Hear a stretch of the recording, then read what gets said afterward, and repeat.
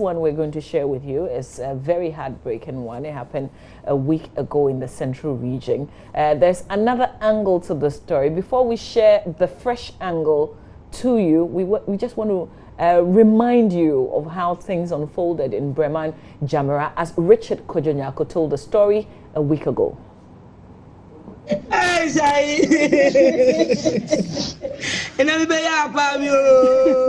It is a tale of parents kissing their sons and daughters goodbye and sending them to school only for them to return no more. All the joys of motherhood suddenly smashed into pieces. Here at Breman Jamra, mothers sprawl on the ground, rolling uncontrollably in an inconsolable mood. They simply couldn't control their tears. Their treasures, their sons and daughters, went to school and never returned. Aduata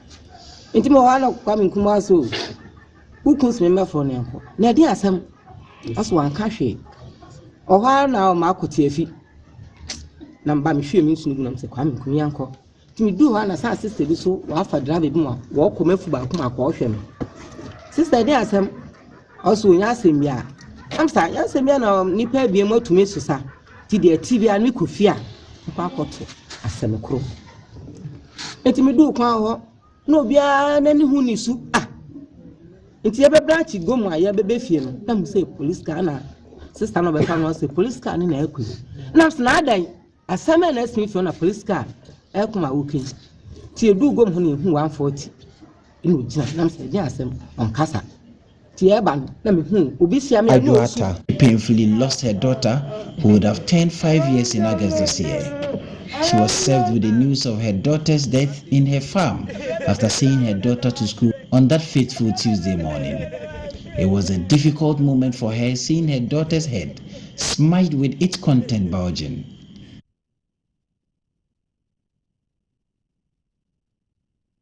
And definitely, you should know if a group of people, or parents, or even children who see their colleagues demising as a result of some of the tragic incidents that were reported, you should know they will be traumatized. And those children in that town, Breman, Jamra, say they are unable to concentrate in school as they are similarly haunted by images of last week's disaster, which killed 6 of their colleagues. Okay, so the school reopened for the first time yesterday since the incident, but whilst many stayed away, the few who returned to school say they're still scared. Justice Baidu was in the community and he joins us here on the show. Justice, good morning. Good morning. First of all, can you describe the mood as you found it in the community?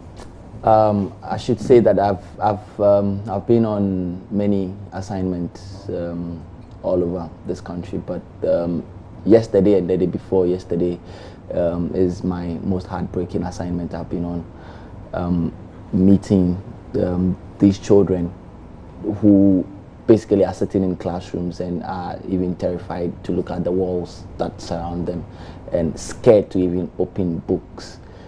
It's really horrifying. I don't think there are words to describe the sort of feeling that I felt being there. I would imagine how the children themselves are feeling and how the parents are feeling too. Amazing. Tell us about the people that you've been interacting with.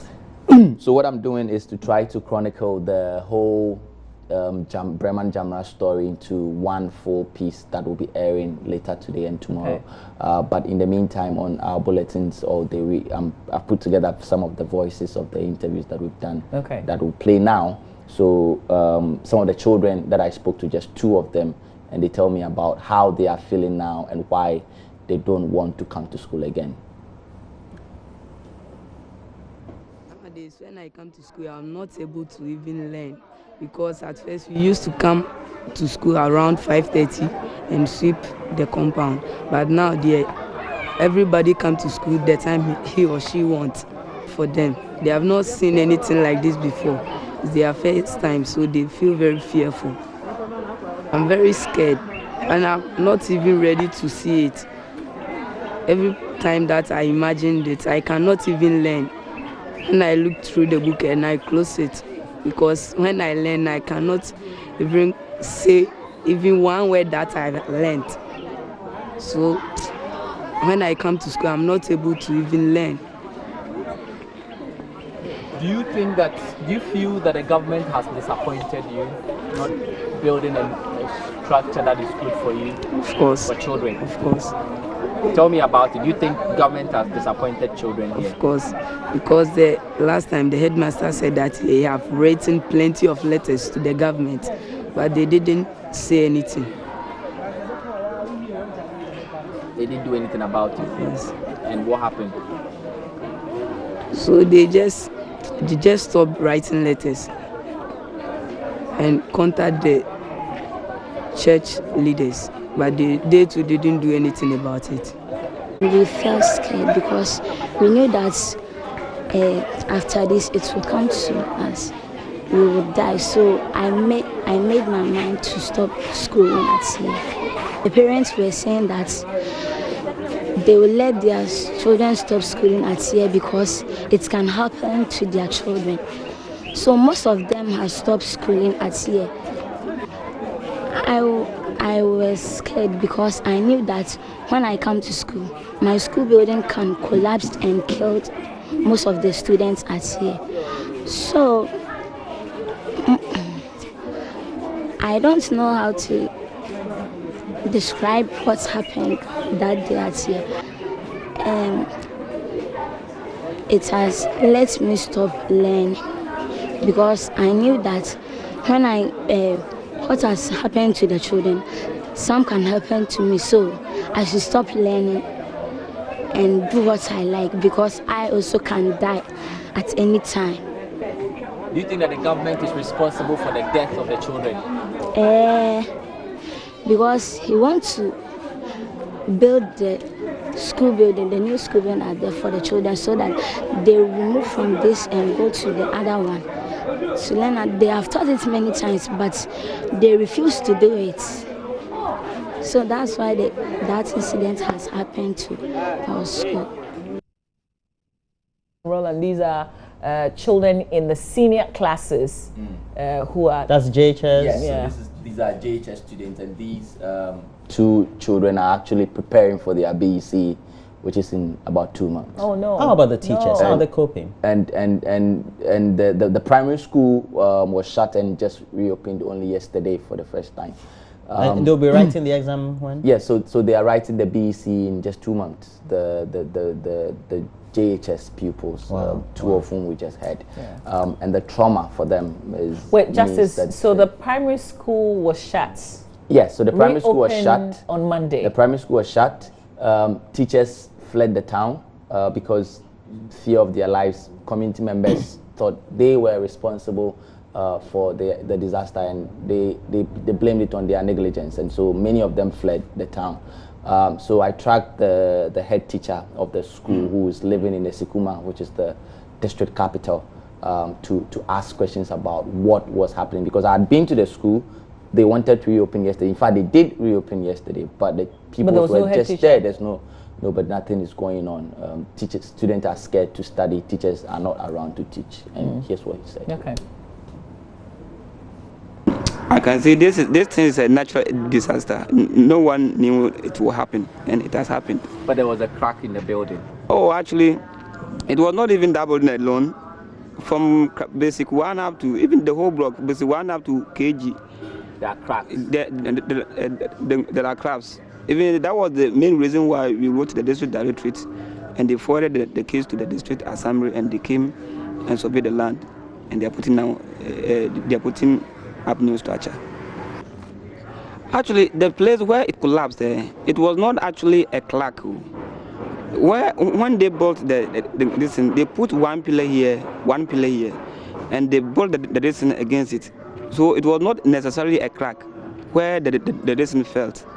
It was not necessarily a crack. There was a pillar here, and that wall was leaning against it. So it has been there, and no one knew that it will even fall down. But when I went there, I surveyed the building, and I saw that no, this one day it will fall down. So, do you think you are responsible for this disaster? 6 children have been killed. Well, as for that one, I will not say that we are responsible for that. You? No, because since my regime have done my possible best to put that to re-innovate that building, but to no avail. Would have been the nature out of the structure of the building. It was good, all right, but it was old. When you look at how the structure is, nothing will tell you that that building will collapse one day. But natural incidents has happened.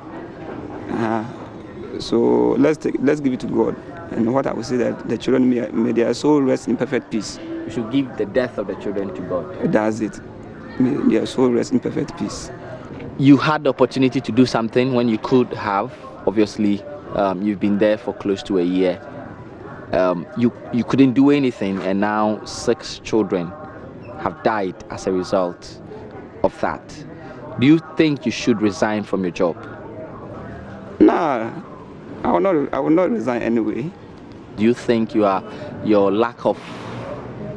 inability to do something when you could have done is responsible for this?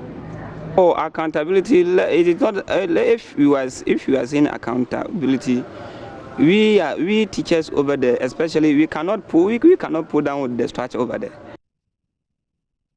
Okay, I am so lost right now, because this is the man in charge of the school. So he could have even stopped the children from attending classes. Because the structure was terrible. So he obviously could just have said that, look, this building is not safe for children to study. But he's not a building expert, so no, he's not. But I think what hurts is the fact that he's not even taking any responsibility at all. He will not even resign. Should he do? Elsewhere, people, just because I have failed. That's why his conscience is not worrying him. But obviously, he feels that he tried his best to draw attention of everybody to the situation. I'm holding preview for him. I think he tried his best. Yes, but then not enough was done. It's interesting that we are laughing over this, but this is really a critical issue.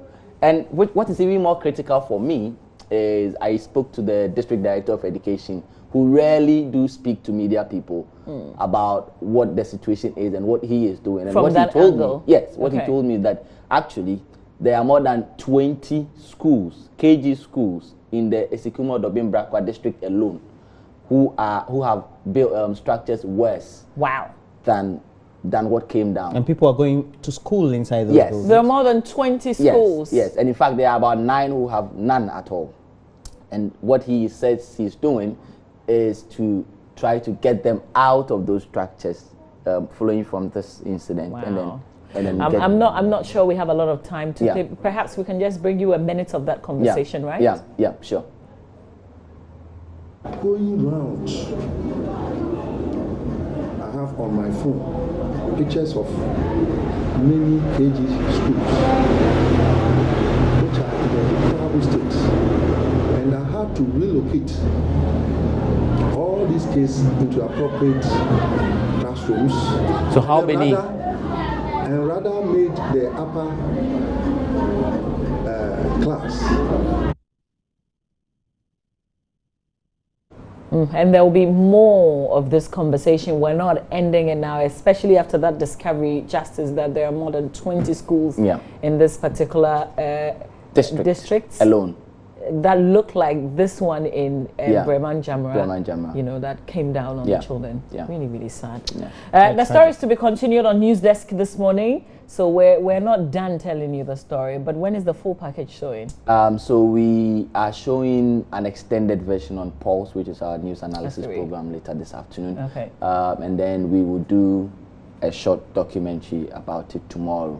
Okay. It's on radio, and when you visit myjoyonline.com, you have photographs of all 6 children, and we tell you interesting stories about what they had wanted to do with their lives. Amazing. Thank you, Justice, for the good work. Thank you for doing this. This is difficult. Stay with us, but Becky will probably put a smile on our faces just before we wrap up. She's got entertainment. Stay with us.